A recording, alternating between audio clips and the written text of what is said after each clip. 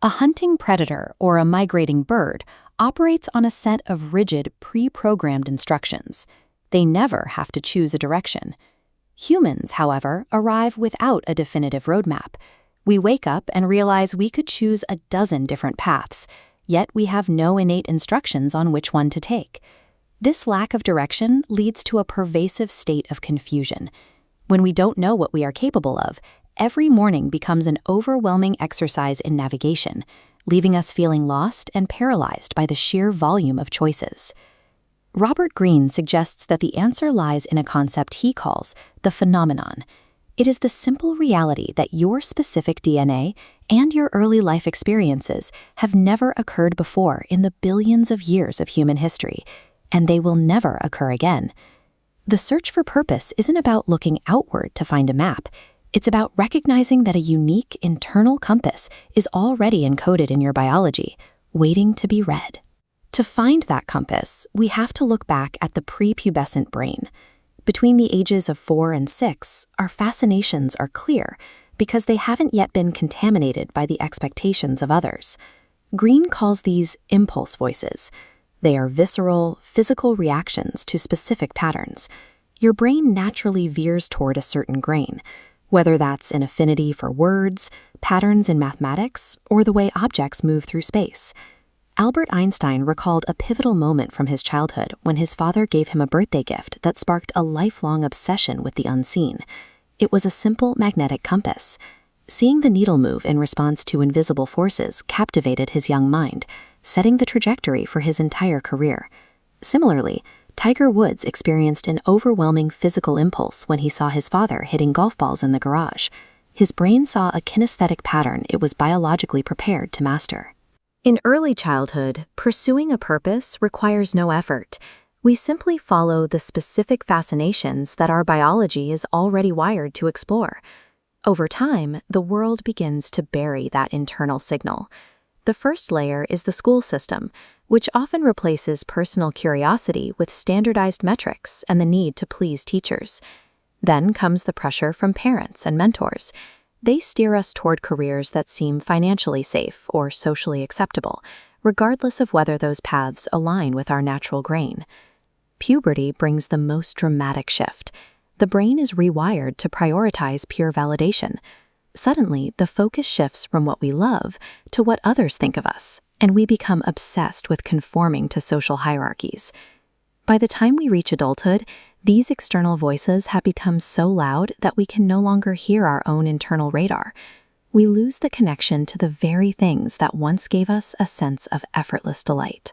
Our social environment systematically overwrites the innate direction we were born with, leaving us to enter the world without a sense of who we are.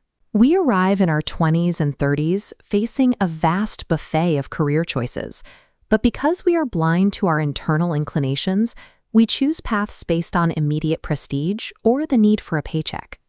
Humans are biologically wired for the sublime. We have a deep need for transcendent connection and the focused flow states that come from meaningful work.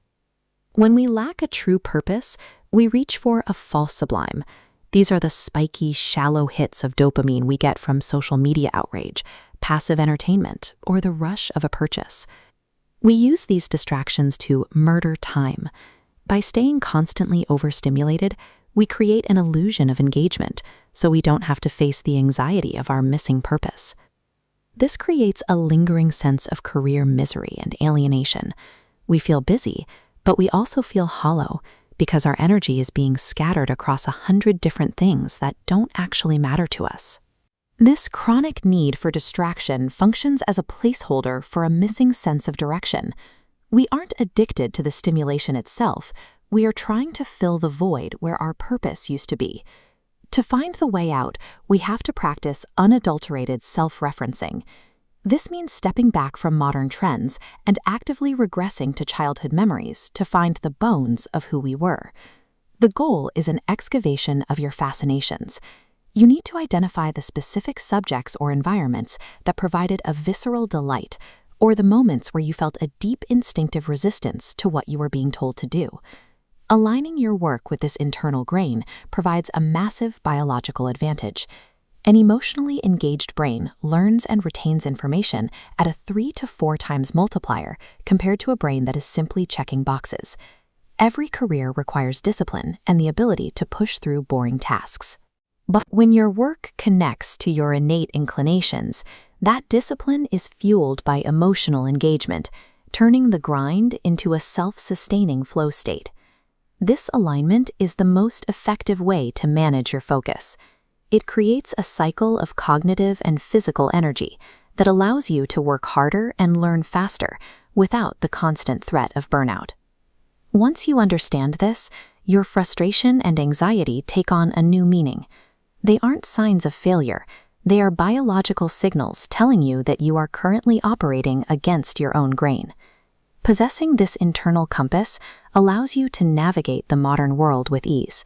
You stop feeling lost at sea because you have a filter that effortlessly cuts through distractions and social pressures.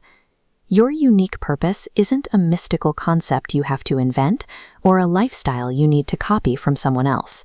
Your life's task is already buried inside you. Your job is to do the hard work of digging it up, dusting it off, and putting it to work.